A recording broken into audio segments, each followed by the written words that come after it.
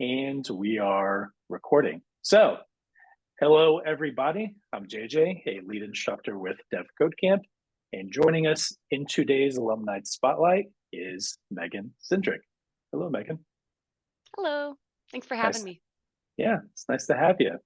So, in these Alumni Spotlights, we like to share the stories of people who have been students at devCodeCamp and gone on to rewarding careers as software or web developers. Now, Megan is extra special, not just because we're good friends, but also because Megan has been a student with the camp.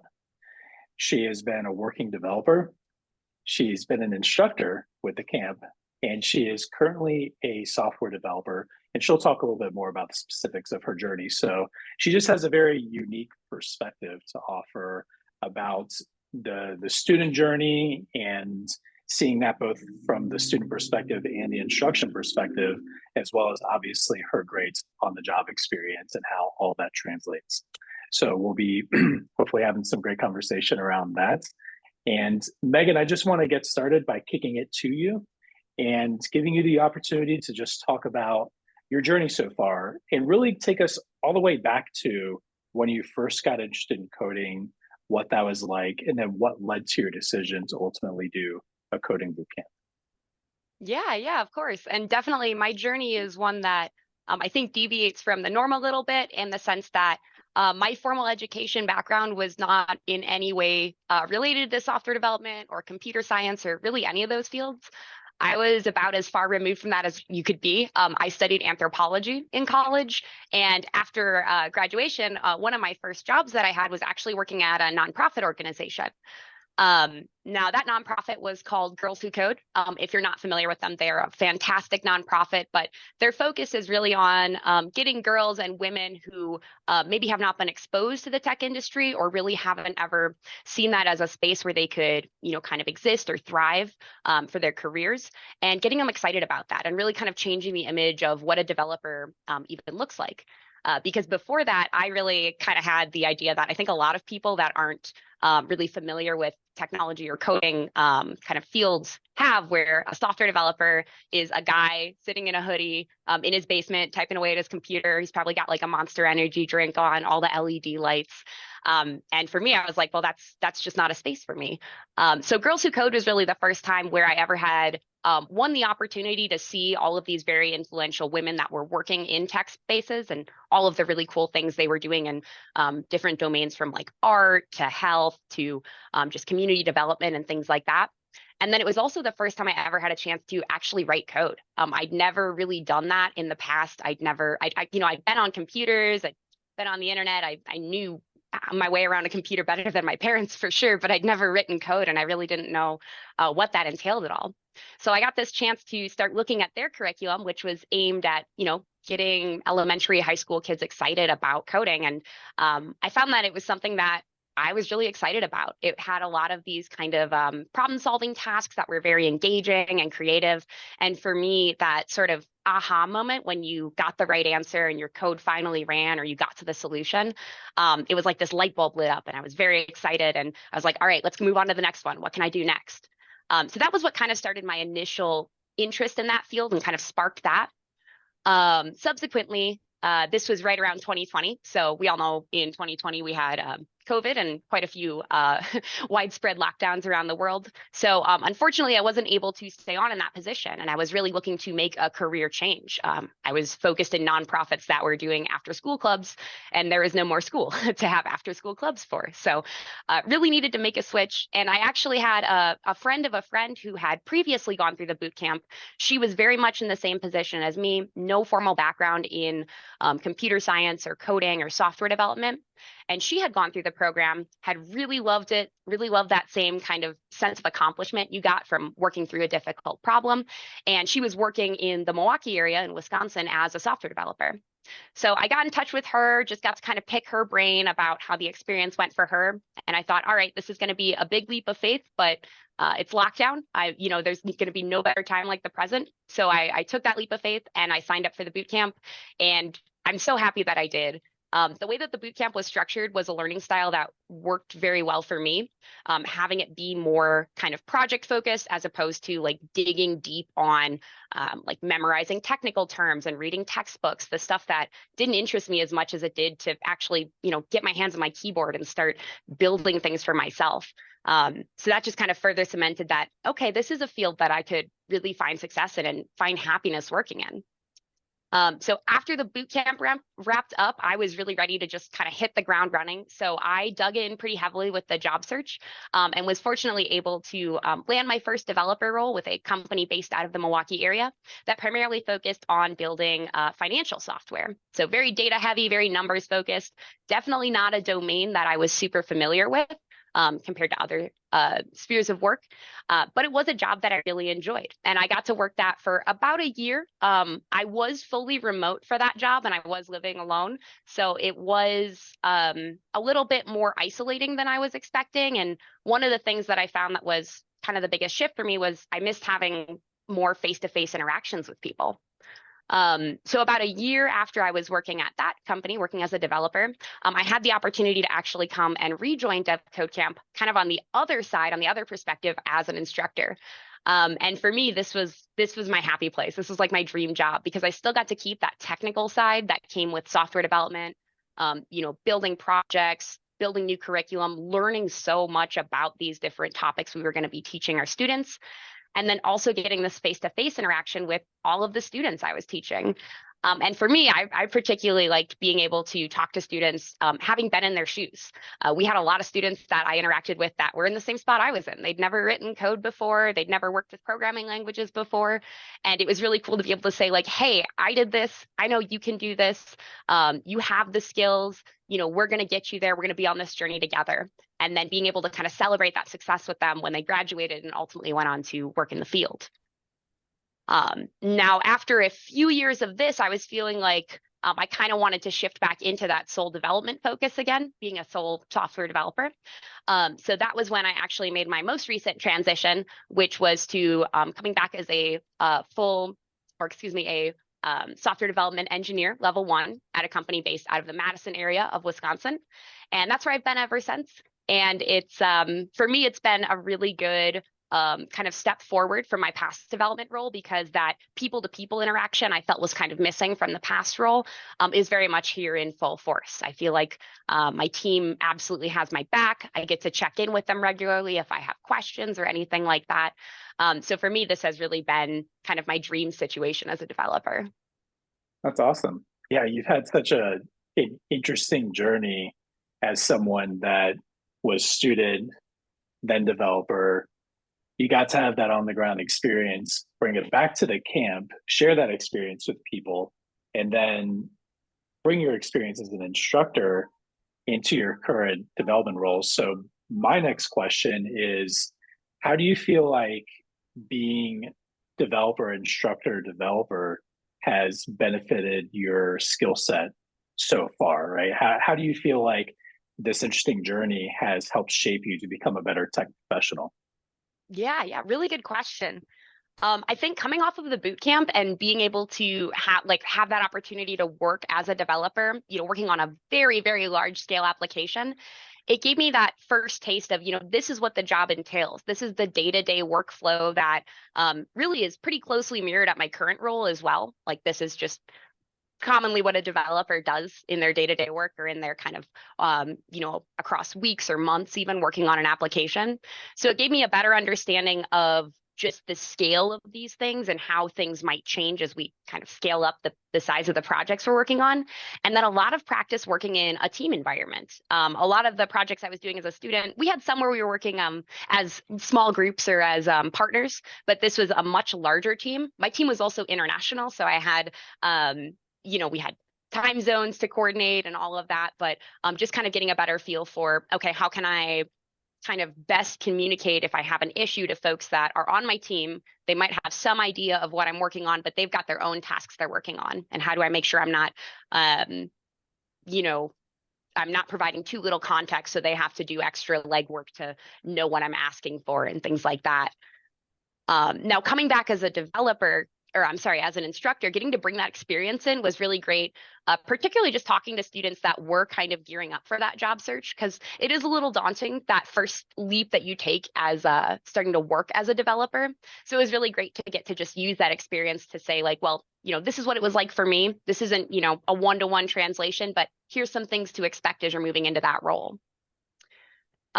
Now, I think also working as an instructor, that gave me a chance to really like fine tune my communication style, especially when it's related to anything technical or anything coding related. And that's something I've absolutely brought into my current role. Communication is really, really key. And I think a lot of times it's kind of undersold as a quality for developers. Like, it is so important to be able to not only understand the code that you're writing and understand the problems that you're solving, but also how you could convey that to someone who might not have that same technical expertise. They might not know the exact kind of language that you're working in or the features that you're adding, but you need to find a way to kind of translate that and make it consumable to folks that maybe they're the clients of your team or members of your team that just aren't working in the same area of the application as you. But for me in particular, one of the spots where it's really shined through the most is when we complete different kind of chunks of work. Part of what we do to wrap that up is we actually showcase it to our client.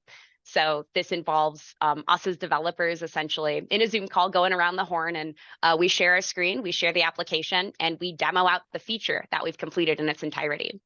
So you really need to be able to find a way to translate the work that you did into like the outcome that the client is expecting. And, you can bring in some technical lingo with that, but you need to make sure you're not diving, you have to strike that balance of showing the feature, speaking to the technical side, but not getting too far in the weeds where you're going to lose folks that just don't have that domain expertise. So that's been huge for me. Nice. Yeah, I know we've talked about this before. And this is a bit of a shameless plug for how we do things in the camp, but the question card, which for those of you who are watching aren't familiar with the question card, it's basically a format that we start to require students to use anytime they request some kind of assistance, if it's coding related assistance.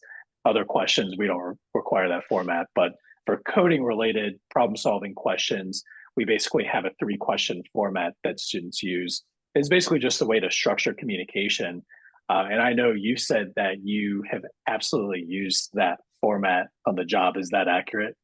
Oh yeah, 100%. Like it's such a good frame of reference and just kind of a good rubric for here's the things that are going to be important to convey to whoever you're asking the question of. Giving them some context on the issue, letting them know what you've tried. So if you've tried, routes A, B, and C, they can pick up with, route D. They don't have to repeat your work. And just like sharing your findings and your thoughts about what might be causing the issue in like a clear and concise way. I pretty much use that anytime I'm reaching out to a teammate with a question, just because it's such a great format to just get those points across in a very succinct and like easy to follow way. Nice. So another question just popped up, and it's kind of a broader question.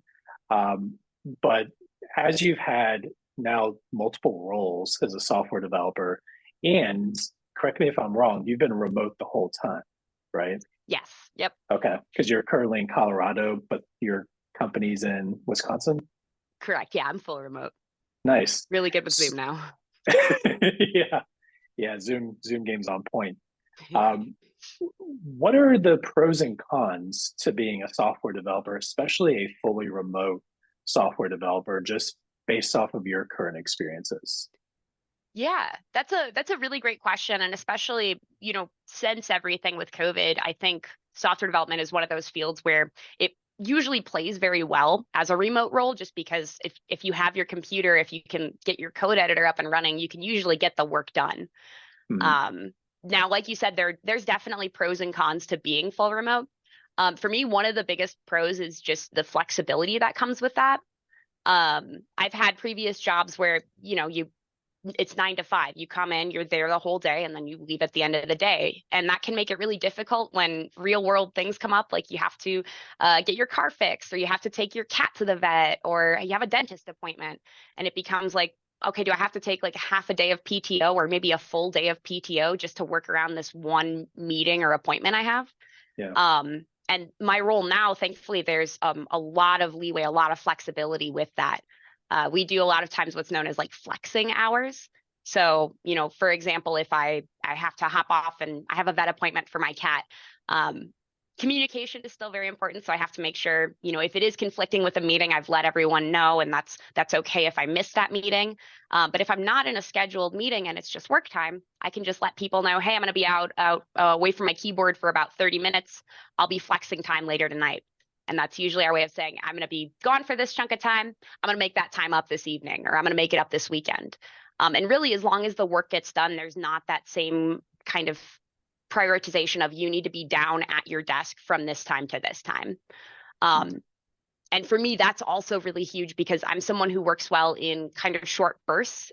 I'm not good at the, hey, I'm going to sit down at my desk for 8 hours and then I'm going to stand up and get on with my life. So for me, this is good because it allows me to take a stretch break, take a break to go walk around my apartment complex, or get a snack, make some more coffee, whatever it might be. But just having more emphasis on, like, it's okay to take those breaks. You're still human, work however is going to work best for you. As long as the work gets done.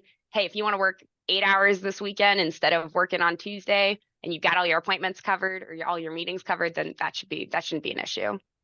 So that's been huge for me.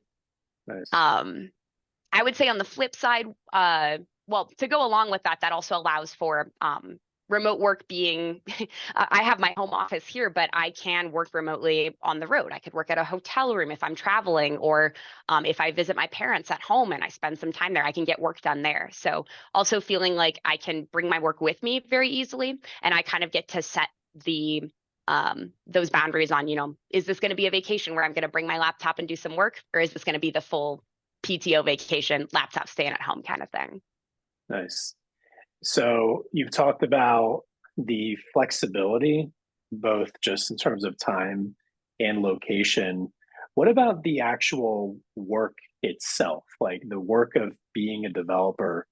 And maybe a better question than saying pros and cons is what kind of matched the expectations you had before coming in, and what surprised you about what it is to be a software developer? I think the thing that surprised me the most, and this still, like, it's kind of a relief. I was very surprised by, and this is going to sound weird to say it, but how little I needed to know. And let me explain that a little bit, because that doesn't mean I'm just coming in and I'm like, how do I open my computer up? But how Keyboard. How does this work? exactly. So coming in with some technical background, some understanding, but it didn't need to be, I didn't need to be an expert on the language that my project was built on. In fact, the project that I was assigned to was like a framework like a domain that I had never worked in previously. It was completely new to me. And they didn't expect me to just come into it and have read, every textbook on it, had every term memorized. No, that was never an expectation. The expectation wasn't that you need to cram as much knowledge into your brain as possible. It was, if you're faced with a problem, you have the problem solving skills, the drive, and the wherewithal to find a solution for it. So it's nice because it puts this very strong emphasis on learning and continual learning, but it also allows you to kind of give yourself a break. And I mean, most of the work that I do is stuff that I've never specifically done, what this specific feature is asking me to do. That's why we're adding it. It's not a feature right now. It's something new. And it's probably going to take a little research and a little bit of trial and error and problem solving to figure out how to get that to work the way that the client wants it to work. But that's part of the journey, and that's part of the work. So a much bigger emphasis on learning versus being like a robot who can, consume 50 textbooks and just regurgitate stuff like on cue. So for me, that's been one of my favorite parts. And that, again, that emphasis on learning, just the idea that because things change so quickly in this field, you can never be a know-it-all. You might be a know-it-all on something that is now totally irrelevant because, hey, it's been 2 years and they've come up with updates and new changes and new features. But you have to keep learning, because just with the rate of change in this field, that's the only way you're going to be able to stay on top of all of these new exciting changes that are coming out. Yeah, it's always nice to realize that people that you look up to who are extremely smart are also very mortal. And that first moment that they're like, yeah, I've got no idea what's going on with that. is it's humbling to see, and then it's also reassuring for you to know, oh, okay, well, if this person that I think is 10 times smarter than me is stumped, then it's okay for me to be stumped too. It's okay Right. for me to be a human in this situation as opposed to being just a regurgitation bot, like sucking in all Right. the facts and then holding it all and being expected to spit it out at the exact right time.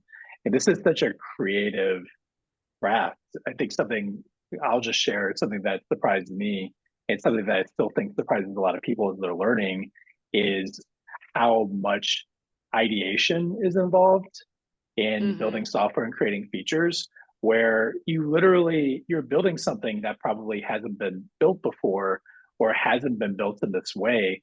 So a lot of it's just kind of spitballing Yep. and just coming up with an idea and you're like, I'm not sure, but I'm going to go ahead and try and cram this logo block into that logo block and see if it fits. And then you do that like 20 times. And then time 21 is when it actually sticks. So Right. and I think a lot of people coming into it think, well, there's always going to be a one specific way to accomplish this. It's like for mechanics, I've seen this especially from people with mechanical backgrounds. If you fix a car or you install a part, there's usually one right way to do that task. Mm-hmm. And you learn that one right way, and then that's just going to be the way it is for that particular car in that model forever. And software development is so much more open-ended and creative, which Yeah. can either be great news or it can be kind of intimidating news if you're just not used to that type of work and that type of thinking and just stepping out into the unknown with the blank canvas and having to figure out something from scratch. Yeah, absolutely. And I think like the motto I live by with that, it's from like a summer camp I worked at ages ago, but the idea was try it, change it, try it again. And Mm, like that idea, like you have to be willing to try it again and be comfortable with this idea that, yeah, the first thing you try probably won't work. That's okay. I don't think I could probably count on one hand the number of times where like first try, I've gotten it and it works perfectly.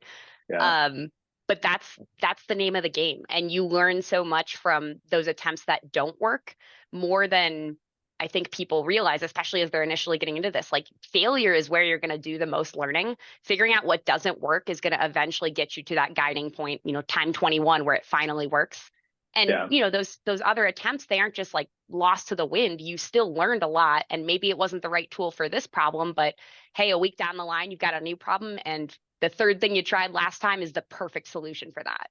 So Yeah. really getting comfortable with like it not going right the first time and that being okay. And that's no knock on you as a developer or your skills or anything like that. It's just we're trying to build things that haven't been built, and that's going to come with some trial and error. Yeah. You almost have to redefine your definition of failure. Hmm. Because I think a lot of people will look at those first couple of attempts where a feature that they tried or approach they tried didn't work as failure. And with failure comes judgment, usually judgment of Hmm. yourself, judgment of your skills, which is totally natural, never goes away. But learning how to reframe your mindset around it as this is just an iteration. Try a Yes. thing, test it, does it work? Yay, cool. Doesn't work? Okay. What's the next iteration? What I learned from this attempt that I could use to inform the next attempt and keep on getting closer and closer to whatever the correct solution is. Which what Absolutely. once you embrace that is so much fun, but getting there, I think you almost have to reprogram yourself as you're Hmm. learning to program, I find. Absolutely. And like you said, it's an ongoing thing. There's still times where I'll try a solution to a problem and, I think something's going to work and it doesn't work. Mm, And it does involve like being very in touch with yourself and just saying like, okay, this didn't work. That doesn't mean I'm a bad developer. That just means, attempt one did not work. Let's get back into it. Let's get back in the saddle. Let's try attempt number two. And eventually, it might take you 5, 10 tries, but eventually it's going to work. That's the other good thing is like, there's a way you can do it. It might take a mm, few tries, but you'll get there. You just have yeah. to keep trying and not give up because you might just be giving up like that one attempt before it actually clicks and ends up working. Mm. This is both good career advice and I think good life advice. Oh Might yeah, yeah. rebrand this as like a personal development podcast. It's good advice. It really is good advice. And that's something I have taken into my life, like outside of the sphere of just software development too. Because it is, it's a really good motto to live by. And just giving yourself that allowance as you're working as a developer just sets you up for so many fewer headaches and so much more success and so much more joy when you finally get that right answer versus like beating yourself up over something that's like a very normal and very realistic part of the job. Yeah, well, I'm really glad that you're shedding light on that because I think especially when people are first about to start the journey, a lot of the focus is, will I be able to code? Hmm. And the answer is yes, Hmm. probably. Given if you seriously, like if you stick with it and you just put in the repetitions, yes. I've seen so many people come through this camp and from all backgrounds, all ages, all temperaments and mindsets, all with their own baggage. And I've seen so many of those people learn to code, but that's only part of the equation. There's also the soft skill part of the equation, the communication that you mentioned, which is critical. A lot of people come in and they're like, time to program and I'm done working with people. Just tell me what to do and I'll Surprise. do that. I'll see you in like 2 weeks. And it doesn't work like that, especially No. in product development environments where inside of teams you have to be communicating constantly, but then also between teams and stakeholders and different people with some sort of arm in the project, whether it's higher up leadership, whether it's the actual clients themselves, different types of project managers. You're going to have to communicate frequently. And so learning to develop those skills is really important. And then there's also the internal game of just learning to rewire some of those mindsets. And we all have them because most of us have been through traditional education. And Right. and this isn't a knock or a soapbox on traditional education. I had a great time in school. But it is a different way of learning. And it is very Hmm. much here's information. You're going to need to know it in a certain way to pass a test. And that test is a part of a series of tests, which will eventually turn into a grade, which eventually turns into your GPA, so on and so forth. And this is a totally different type of learning because you're learning to create and build and fix systems, Hmm. and that is a totally different ball game. And it really is like just grab all your Play-Doh, get in there, start making stuff, break some eggs, and then learn from what we would think is mistakes, but it's just really another iteration of the creative process. Yeah, absolutely. And I know back from my experience at Girls Who Code, like one of the things that was hardest about getting folks involved in these programs and getting girls interested in coding was this idea that like you said, if I try this and hey, maybe it's day one, first time you're ever writing code, if I try this and I'm not able to get it, I'm a failure. I can't do this. Mm, And like not wanting to even like almost fear of starting because of that fear of failure and fear of not yeah, being good enough. And just not really knowing or being able to fully understand that's a very, very normal part of the process. That's the road to success is just going to be paved in those failures. And like once you overcome that, I do feel like it's just kind of a sigh of relief. Like this huge weight is off your shoulders where it's like, oh, I don't have to get it right the first time. That's okay. Like mm, that's built into it. It is like this very tangible like, kind of switch from traditional education and that idea where like if I memorize it, if I do the test, then I'm good. Not mm, if I can, build something new out of this. And kind of like how do you define success with that even? Um, mm. so it's very different, but it's something that as I've become more comfortable in that domain, I've really come to love because it does take off that expectation of you need to be this coding wizard that can just crank out a fully complete, fully functional feature first try. Yeah, That no one can do that. If they can, I'm very impressed. yeah. And your fulfillment comes from, well, I'm not going to assume what your fulfillment comes from. For me, the fulfillment comes from I made the thing and the thing works. Hmm. It not so if someone looked at my work and gave me a grade and now I've got that grade and I feel good about myself. It's there's a problem and I created something to solve that problem. and I can see that it works and it's Yeah. providing value or benefit to someone else because it works. And so it's like a tradesperson relationship to their work. I mean, I used to way back in the day do construction and plumbing and all that stuff. It was a similar sense of satisfaction because you would make the thing and you got the direct satisfaction of, okay, the thing is done. And then you would also get the satisfaction of seeing people use it, Hmm. no matter what it was, and know, okay, something that I built added value to this person's life in a very real way. And I think that's something that software developers, we get to have that feeling, and we also get to wear pajamas while we do it, Yes. which Best of both worlds. which is such a great benefit. Hmm. So I got a couple more questions for you. For sure. Next question. So we're obviously in the middle of this big AI revolution that really kicked off with ChatGPT going public. Now, the answer could be AI, it could be something else, but I'm curious as someone that's working in the field, what trends in technology that are happening right now are you the most excited about? Yeah, and it is going to sound cliche. I think that might be my answer, but I'm not just jumping on your answer because you just said it. That's fair. Where I feel like in previous roles, especially when I was working at devCodeCamp, I was a little bit more abreast of like changes to the industry and changes to some of these technologies. Yeah. Now, the domain that I'm currently working in is a little bit older, so there's not as many new flashy updates coming out to it. So not as many that are that specific. But even in this application, which again is using some older tools, AI is still one of the most common conversation topics we have.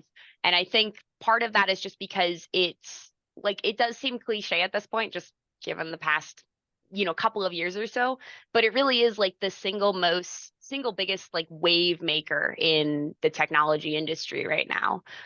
Just because the rate of change with it is so exponentially fast. I mean, you look Mhm. at, I think we're going back like maybe a year or two ago when Dolly was first coming out, and you could have it uh, make like a golden retriever in space as a picture, and it was all blurry, and you're like, this is the coolest thing ever. And now Yeah. we've got, like it's just exploded in terms of like how many different ways people are using it and how advanced it's gotten.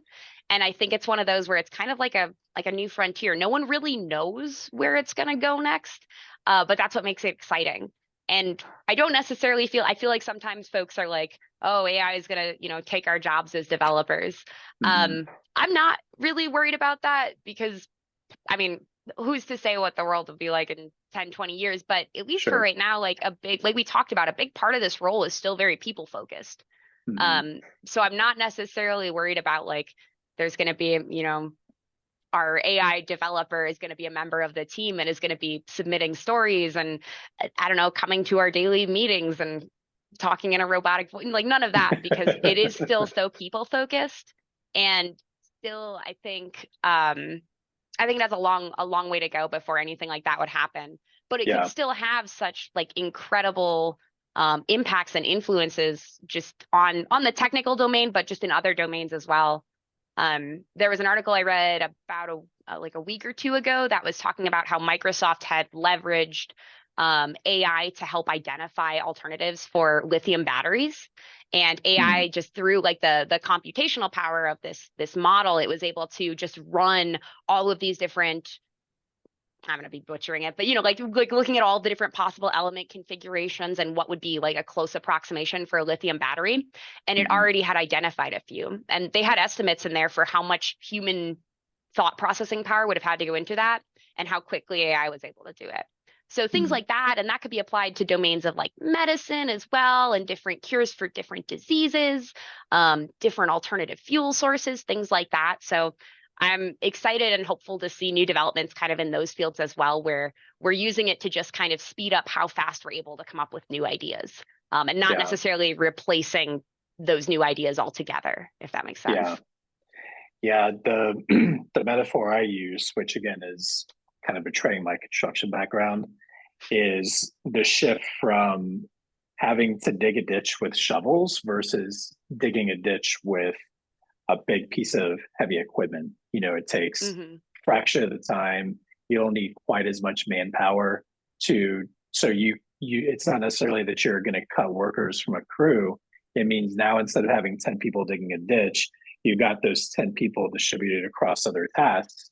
You can get more projects done with way less budgets, faster Right. timelines. You can iterate on features much more quickly. AI really starts to become your friend as long as it's well trained and you've got good QA processes to make sure that its work is being checked, because obviously it's not going to be perfect. But I'm definitely an optimist in the sense that I see it as an enhancement to development Yeah, processes and not a replacement. But the absolutely. mindset shift that I really want people to make is thinking less as a full stack developer, which is like, front end, back end, or a front end developer or back end developer, but think more of a product developer, right? Thinking Hmm. thinking of software as this product where you may not have to be as intimately familiar with how to produce every individual line of code because AI could help speed up that process. But you still need to be able to have the vision of how all those pieces come together in a system. And you need to be able to adapt those to the needs of the user. And that is something that AI is very far from being able to do, taking raw user requirements or even being able to interact with the users or your clients, stakeholders, what have you, and help them understand what they need. Because oftentimes Hmm. they come to you and they don't even really know what they want. They might have a problem in mind, something they're trying to solve, but ultimately you're going to help them figure out, okay, this is a problem and this is the actual product that's going to meet the need or solve the problem. So, Right. so that human creative element that's deeply relational, that's the thing that I hope people focus more of their professional development on, because that's the thing that AI is not going to be able to replace. Absolutely. And I think like that creativity really does come into play. Like you said, when you think about these products, this like a complete piece of software that, does something. Maybe it's like a to-do list creator or task tracker or something like that. Mm, Um, you still need that creative, that humanistic piece of, all right, well, what is this going to look like? What does it do on the large scale? AI could still be used to help, like you said, we don't need 10 people digging this ditch. We're just going to have the one machine do it. But you're still going to need people to be overseeing that, making sure the ditch is dug the way that we want it dug, the product's being built the way that we want it built. And like you said, figuring out how that would scale up instead of just having these individual pieces. How do they connect up? How do they interact? And then how does that fit into this idea of how the user wants that end experience delivered to them? How do they want it to look? yeah. What happens when you click here? So many different little pieces that I think it would be very difficult for a machine to be able to like, replicate all of that and that humanistic side of it. Yeah. I could talk about this for hours, but we should probably wrap it up here in a minute. I did have one more question before we do so, and I appreciate your insights so far. Um, so go back in time, a couple of years back. This is Megan, who is about to start her coding journey. Based off your experiences now, if you could give that person one good piece of advice to smooth the curve a little bit, what piece of advice would you give? And yes, I am restricting it to one. Makes it so much more difficult. People love that. Um, I if I could go back and talk to pre boot camp Megan, I would say probably one of the best pieces of advice I could give would be, and it sounds almost, I'm trying to think of a way where it doesn't sound like an ominous warning, but like you can, I was gonna say you're your own worst enemy, but I mean it in a way where, like we talked about with that idea of failure and how much like you have to get comfortable with maybe not getting the right answer the first time and that not being something to take personally, to take, reflected on yourself. Yeah. Um, like that for me, that was one of the biggest switches I had to flip was not like basically binding my identity as a developer to whether or not I was able to get something right the first time I tried it. Mm, Um, we talk a lot in software development about this idea of imposter syndrome, where you just have this kind of voice in the back of your mind, this doubt where like, I wasn't able to do X, so I'm not a developer. I'm not good enough for this. I don't know enough for this. Like, Yeah. it's really easy, especially if you're working remote and you're just kind of doing your own thing for a good chunk of the day, to get in your own head about that. Mm, And that was something that initially, as I started getting into it, I did struggle with it until I started to come up with better kind of coping strategies to just get comfortable with that failure. And when I did, when I finally, like, it did feel like a switch flipped in my brain, because I was working in the boot camp, I was working on a task, I didn't get it, and I didn't immediately get down on myself about it. I was just like, okay, that didn't work. What's the next plan? Um, so like you can be your own worst enemy, but you don't have to be. Just go into this with this understanding that like failure is going to happen. Failure is part of the process. And that does not in any way mean that you're not a developer, that you can't do this. You can do this. It doesn't matter if you don't have a background in technology and computer science. You can still learn how to do this, but mindset is going to be such a big piece of that. So don't like undersell that part of it. And I wish I'd yeah. figured that out like week 1 of the boot camp. It would have saved me a lot of headaches for this first couple months. Yeah, I mean, I'm sure a lot of people would agree. But I think you nailed it. The difference between people who are successful, and not just successful, but joyful, that are Hmm. actually enjoying the work, enjoying the process, are the ones that are focusing on what they can actually influence. Yes. So like you can't go back in time and change the fact that you didn't go to college for a computer science degree. But it's interesting because people will overly focus on that. Like, well, I don't have this background. It's like, well, you can't change that, but you're here and now. Do you want to take the next steps forward into doing this if it's something that you're really interested in? We so often externalize our attention and our anxieties on things that we can't influence, and that's a Hmm. good protective mechanism, but it doesn't allow us to grow into the professionals that we could become. Like you said, when you recognize that actually I'm the one that's getting in my way of the reframe that needs to happen around what I think failure is, or even the way I relate to work, take breaks, kind of shift my identity around, then that could change the entire experience. Hmm. And in that way, I feel like people that come into this without the ideal backgrounds, without the computer science degree, without the previous experience, they're actually almost better set up in a sense for that shift, because they can't lean their hats on, well, I did a 4-year degree in computer Hmm. science, so I should be able to do this. And then they hit that first wall, and it's such a big blow, and it can take more time to recover. Some people are fine. They've got a Hmm. 4-year degree in computer science, and they hit the wall and they move through it, and there's Yep. no problem whatsoever. So it's going to be different for different people, but I think the big point is you can control your mindset, and if you accept that reality and focus on that, then the sky's the limit. Places you Oh, can it's so go. much easier. It's crazy how you can write your ticket in this field if you have Hmm. just that one piece. Yeah. And I think too with like folks who maybe are like, oh, I don't have, the 4-year degree in this field, or I have this experience in all these unrelated fields. I think people sometimes sell themselves short. Like I did for myself. I was like, I have a background in anthropology. Where's that going to get me? Yeah. Um, Anthropology is a lot of wanting to understand people and wanting to understand how they operate and operate in groups and on teams. Communication has been one of the biggest pieces of my role. So not underselling those past experiences too, and figuring out ways that you can actually like leverage that to just help set yourself up for success even more, whatever your background might be. But it's not like if you don't have that 4-year degree, it's like just toss it away. It's not relevant. Like that can still be a huge asset for you Of as you're course. starting to go out into the on the job hunt and starting to work in the field. Nice. Well, Megan, this was gold, and the time flew. And I feel like we could talk for hours more, but we'll respect modern attention spans and we'll kind of cut it here. If people maybe wanted to get in touch with you to ask you more questions about your experience and get some advice or guidance, is there a good way for them to connect with you?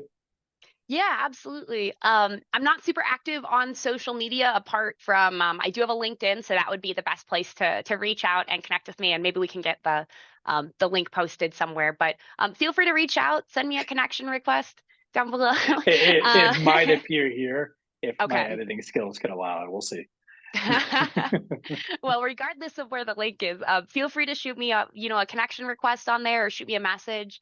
I'm always happy to set up like a little virtual coffee chat, or just feel free to send questions over the chat there if you're more of a text message person.